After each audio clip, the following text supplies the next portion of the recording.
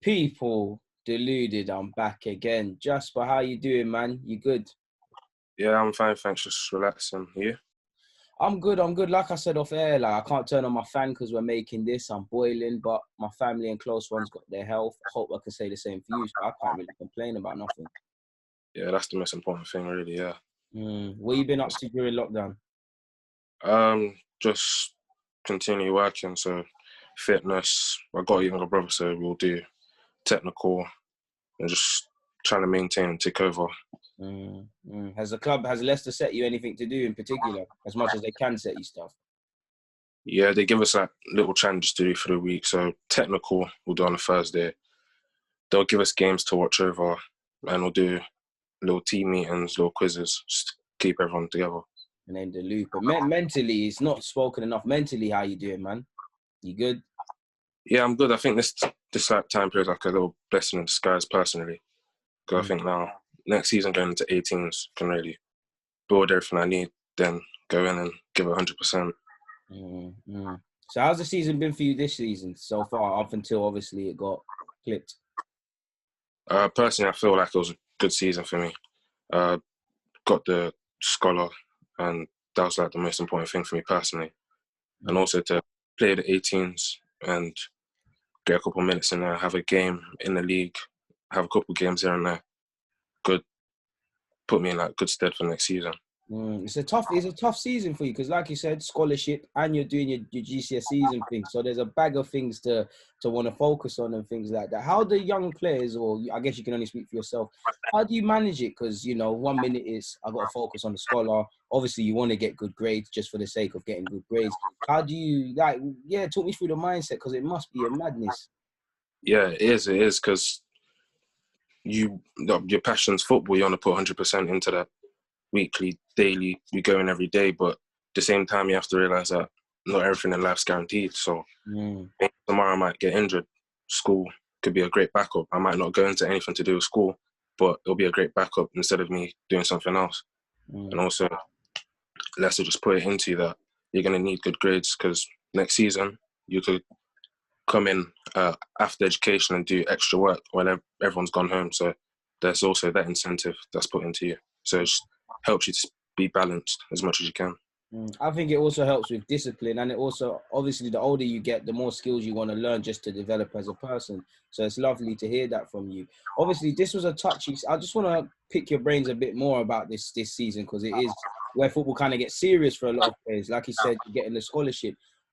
In terms of the football, what's it like with the mindset? Because, with every game that you play well, oh yeah, man, I should get a scholarship. Every game that plays bad, nah, man. You start probably hearing rumours about people coming into the club, people that you might think are good, if not better than you, not get scholars. And then you start thinking about stuff. What's going, how do you overcome all of that sort of stuff? Or what's going through your brain? To overcome it, you just have to stay focused, because it is a team sport, but especially in that little time period you've got under 16, it's very individual. They're just trying to look at you, so you have to just focus in on yourself and look after yourself, look after every little detail that can put you in good stead to get a scholar. And when other players come in, I think for me personally, I was lucky enough not to have anyone come in. But if there was, I think personally for me, it would fire me up more. So back of my head saying, if you think he's better than me, I can show you why not. Me personally, I think that helped me as well. That's a fantastic attitude to have, because as a footballer, you're always going to be fighting for your spot. It's a funny old game of opinions and things like that. What was it like being told you're getting a scholarship, though? Like, paint the picture for me. Was it, they take you into a room and say, yo, it's time now? So they just called me in. I think I was at third meeting, so my dad just picked me up. We went there, we've waited. They took me straight upstairs. Me personally, I was confident I was going to get a scholar, but my dad's my dad, so he's going to, always want the best for me. So he was a bit worried, but I just kept encouraging him to just, everything will go good. So we sat there, they were like, oh, well done, you'll be given a scholarship.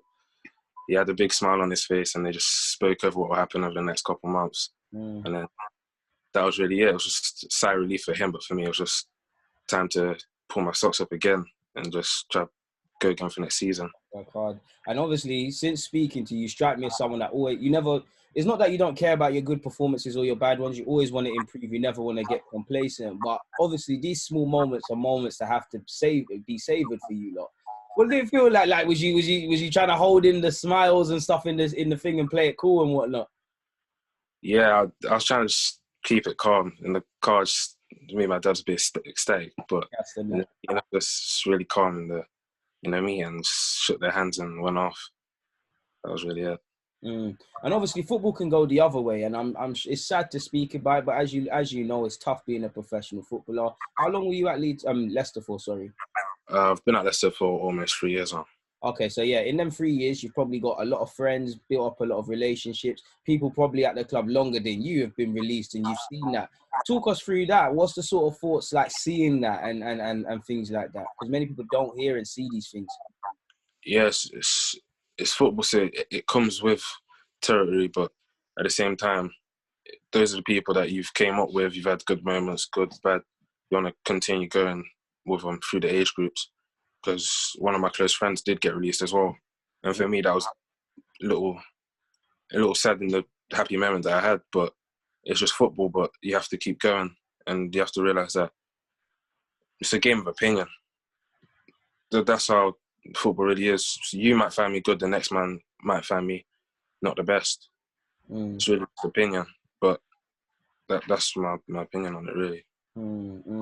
Obviously, before we speak about under-18s football and things like that, you said to me you've been at Leicester 3 years. So, they weren't the first club you've been at. Have you been at any other clubs prior to Leicester, obviously? When I was a lot younger, I was at Nottingham Forest for a little while. But then, due to some certain situations, they wanted me to go to Mansfield. So my dad just said no, so I just went straight back to Sunday League and just started working from there. Okay. How did it feel going back to Sunday League after? How long was you at Forest for? Sorry. Like a year and a half. Okay, so like a year. What did it feel like going back? Obviously, it wasn't that long, but what did it feel like going back to grassroots football from being exposed into an academy? It was a bit at that age. I'm gonna be honest, it didn't really bother me. I was at 8, 9, so I just wanted to play football. That's the only thing I really wanted to do at that age group. I wasn't thinking academy this, academy that. It just was a nice place to be at. So going back to Sunday League, I was with my friends a lot more. I joined a good team, won a couple of leagues at Sunday League, so it was good at Sunday League for me personally. How did you get found by Leicester? Because you went back into Sunday League. How did do you remember, like, was it a thing where a scout pulled your dad over to the side and said, take this card, we'll do the rest of the thing? It was through a primary school teacher. It was through primary school, yeah. Okay. Yeah. But it's a small world. It's a small world. Obviously, for those who haven't watched you play before, how would you describe yourself as a footballer? I'd say for a fullback, I describe myself as creative, a leader, and then I'd say unpredictable as well. Because some games I could just pick passes, some games I'll just want to dribble. So I don't even know what I'll do sometimes, but it just happens. And that's someone who's a right back as well. That's lovely to hear, man. So what was I going to say? In terms of everybody looks at people in their positions, who they want to be like and stuff. Who's the fullbacks you've historically looked at or tried to take bits and pieces and add it to yourself? You describe yourself as a very attacking fullback. Yeah, so it will be the top 3 English right backs right now, to be fair. So that'll be Trent, Reece James, and Wan-Bissaka. I think for me, those 3 are like the perfect right backs. They've got every asset to them. So there's people you look at, and at Leicester, they'll just give me games to look at their games, do what they do, look at what they do before they get the ball, when they get the ball, when they press, all of that stuff there. Obviously, you mentioned 3 English right backs, and they're all very good right backs, but in different sort of circumstances. Why is it? Why did them 3 appeal to you, or what particular aspects within them 3 appeal to you to want to add it to your game? With Aaron, I think it would be his attitude of defending. He comes against great wingers, so Raheem Sterling, for example. In that game, he probably had him for the first 30 minutes, but after that, you didn't hear anything from Sterling. He was constantly at him and at him. And now, over the next couple of years, you'll see him get better attacking-wise. And then with Trent, it's just the way he is. You can't really press him. I think that's something I really want to add to my game as well. So if someone tries to press, just pass it off. Crosses as well. And there's always a great attacking threat for Liverpool as well. Mm. And I then think you said Walker, right? Reece James. Oh, sorry, yeah, Reece James. I'm thinking putting my own one in there. Yeah, he's the combination of the both really, because he's got the crossing, and as well he's all right at defending. Interesting that you should say that. What would you say are your biggest strengths and weaknesses as someone that strikes me as looking at their performances consistently? Biggest strength, I'd say passing variations. Weakness, I'd say concentration as well. That's a big part I need to really improve at. And what are you doing in terms of improving your concentration? Because, like I said, you strike me as someone that always wants to improve. Reading books, really. Just been reading books, looking at a whole other host of things as well to get better on that side. Sorry about that. I had to close my blinds, man. Apologies. Have you always been a fullback? No, I started off. I've literally just gradually went down. Story of all of us. yeah, that's really good. So when did the switch to fullback come? Like what year? How old were you when it became clear, like, you know, fullback is what I'm gonna have to do now? 14, I think. 14. I think it's my second year at Leicester. So not that long ago. Was it a conscious decision by the coaches, or did you say, you know what, there's an opportunity for me here, let me do this fullback thing? It was the coaches, really. It was the coaches that said, as a centre back, I would just drive on and probably get to halfway line and pass it on and take people on from centre back. But it was like, the older you get, the more you do that, you're probably risking goals. So we're just gonna put you at right back and just test you there, and never look back ever since. Do you miss playing centre half at all? No. Why not? I have to ask. You're in the attacking half as well now, so I have a lot more freedom to do certain things that you really just can't do at centre back, because that's the place. If you do a mistake, they're facing your goalkeeper. So that as well, and just being more involved in attacking play. And I mean, being at Leicester, you're in a lucky position, obviously due to your hard work. But you look at, you know, they got James Justin. I think a couple of years older than you, you got Vontae Daly-Campbell. First team, you've got Pereira. These are some good fullbacks to learn off and stuff like that. And Leicester's track record with fullbacks is quite good. So how does it feel knowing that you're at a team where, first and foremost, there's a pathway and that there's opportunities, provided obviously you work hard and do what's needed to be done? How does it feel? Because not many people can say that. I think it's just a great incentive for me to just put my head down and work. And Leicester always, even at the scholarship meeting, always fed that into me. There's a pathway. You just need to continually work. And as well, they'd show me videos of the 23s or first team as well, with Pereira, and just try to help me get better and ask me questions like, what do you think he did?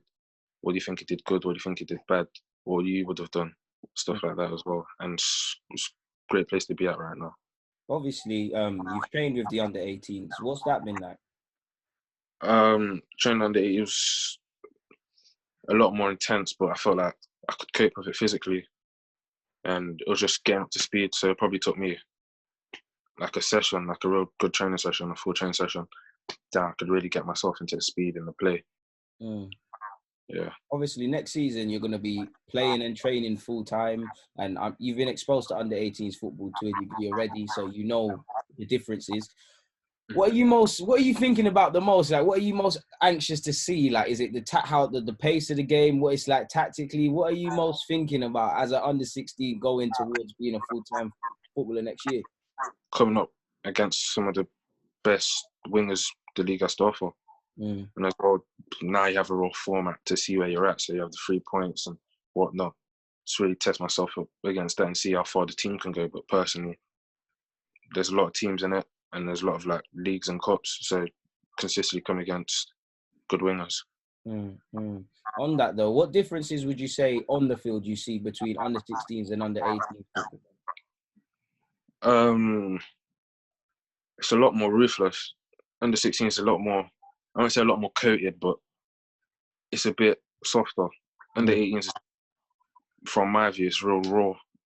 It's raw, and the coaching's a bit different.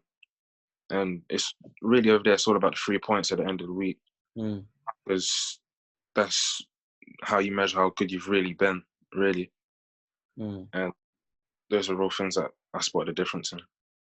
That makes sense. That makes sense.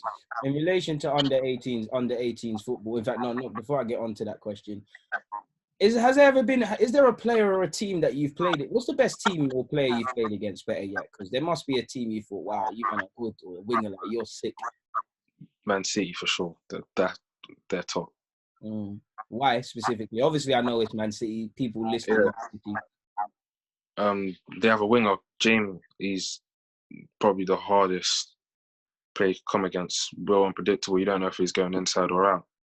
And step overs as well. So you just have to be patient with him. And he's strong as well. He's strong as well. So he's a real tough opponent to come against. As a fullback, mentally, what's the mental aspects of playing as a right back? Because I know when it was me, first 5 minutes, I wanted to let the fullback know I'm there. Like, you try to dribble past me, I'm either going to try and do something to you in terms of, like, not in a nasty way, but I'm going to slide tackle you or tackle you firm to know if you want to get past me, you have to be on it today. I also wanted to make sure that it sounds weird, but my first 3 touches, I didn't give the ball away. They were standard. So in your mind, I know everyone's got these little ticks. What do you look for? It just starts straight away from the warm-up. As soon as you do the little ball-playing warm-up, I just try to be on it as I can, because I know that put me straight into that mode of, in the game, we're straight at it already, because in games, I don't want to warm up. I don't want to warm up to the game. I just want to be straight at it. And also before the game, probably just visualising a good performance just to get my confidence up in myself. I think those 2 things was real key for me before a game. Now, I believe you're local to Leicester, right? Like, you're a local Leicester lad. Do you still have to stay in digs and that, or you can? I stayed in digs once, just for one game. What was that like? It was a new type of experience, just being away from home. I know it was probably like 15 minutes away, but spending the night with all my teammates for a game and just walking to the training ground. So it was different, but I liked it. I liked it at digs. Like, I know, obviously, being in an academy, I assume you've played in some international tournaments, or you've gone away for pre-season or something, right? Where did you go, and what was that like? I think it's a different experience, different teams, different tactics, and you don't really know what to expect. You can't really do a huddle type of background check on teams. You just have to go there, be prepared the best as you can, and just let everything go. And just play the best as a team and try to adapt to how they play. Where, if you have, how many countries have you been to, or tournaments you played in with Leicester? I've been to 3 countries so far. Which ones are they? India, Ireland, and France. You've been to India. India must have been a madness, because it must have been a real eye opener. Yeah, it was a real eye opener. Football wise and personally, just seeing how other people lived as well. And football wise, it was just different, dealing with the heat, the grass, the way the whole day was set up, because they're 5 hours in front of us. So it was just dealing with all of that. That was a good experience. Let me ask you this. Did you ever, obviously you said they're 5 hours ahead. Now, I'm sure when you're over there, it might not be that exaggerated, but I guess you can't speak for your teammates, but did you feel to a degree more tired than they would? Because obviously you might still be on English time and that. Yeah, for the first couple of days, you felt a big difference, because I think 5 o'clock here is 10 o'clock at night over there. Yeah. So I'm fully awake, but I have to force myself to go sleep before a game to be fully prepared. It was one of those things. So I just had to try to adapt to it as quick as I could. Obviously, I mean, I know what playing in the heat is like. I think everyone's smart enough to comprehend. But what was that like? And did you have to change your game? Because obviously, if it's boiling hot as a fullback, you want to overlap, but you probably have to time them a bit more because of playing in the heat and things. So what was it like? What experience was that like? And did you have to change your game much? Yeah, I did have to change my game quite a bit, because especially with the overlaps. Because I think like the first game I did 2 overlaps, and the heat just got to me, and I was just blowing. So I just decided to sit back a bit and just get the ball to feet and pass it off, and do overlaps if they were really needed, and try to conserve my energy later on for the game. Have you ever been selected at international level yet? Yeah, for the first 2 camps at under 15. Well done, man. Well done. What was that like? it was a good experience. Kind of overwhelming because, especially the first one, if I went back a whole year, I was playing Sunday League, so it was a bit of a that's the madness. It was overwhelming, to be fair, like that first time, because the year before I was playing Sunday League tournament, so it was a bit mad to me. Did you have to pinch yourself and be like, yeah, a year ago I was playing Sunday League, now I'm like some of England's best young footballers of tomorrow, myself included, we're with them? Yeah, it was really, especially when I got a call up, it was just hard to take in at that time. Because go on, sorry. Yeah, because you just don't see it. I just saw playing for Leicester. I didn't even know about the whole England setup, to be fair, at that time. I saw you play for Leicester Academy. I saw the blessing already.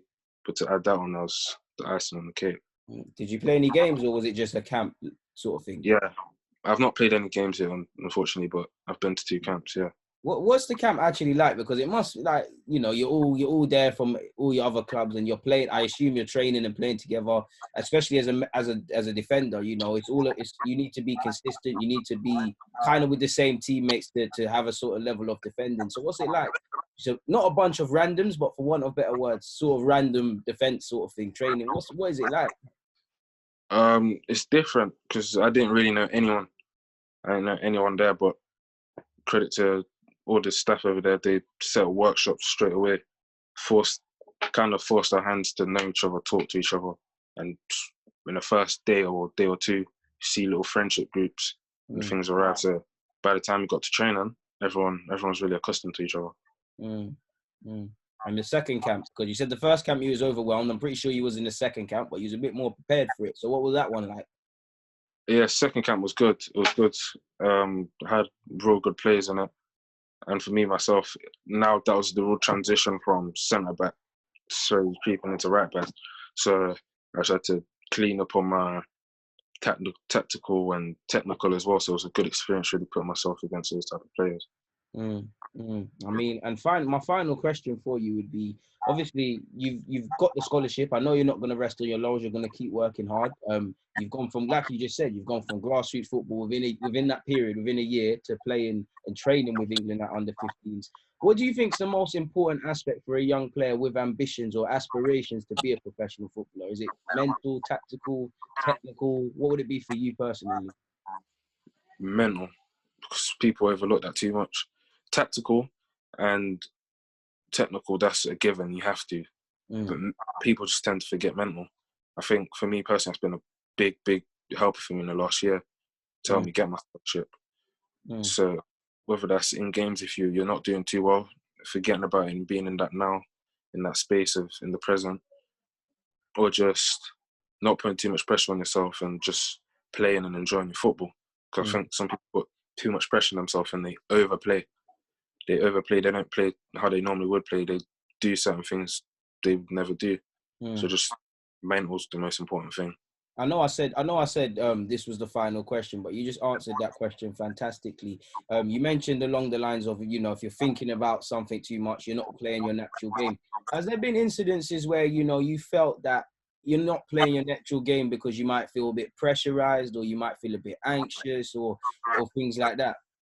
Yeah, especially like my first year being at Leicester, I was really just, if I heard people watching or looking at me, or coaches from all the age groups are looking at me to put me in their games, it would turn in kind of a me show. Do you know what I'm saying? Yeah. And just play how you are, because that's the reason why you've got the recognition, or you've got the thought of other people. When you try to make it about you and try overshow your abilities, they kind of just look at you differently. It's a very mature answer, and you've given a lot of mature answers, man. And obviously, I'm going to keep watching your progress. A year from now, I'd love to do this again and hear, obviously, you know, your experiences under 18s and things like that. But it's been fantastic speaking to you, man. Honestly, thank you very much for giving, on behalf of everyone, for giving up your time to do this, man. We've learned a lot about being an academy baller. Pleasure being here, bro. No worries, man. Please take care of yourself and stay safe, man. Will do. Take care. Peace, man.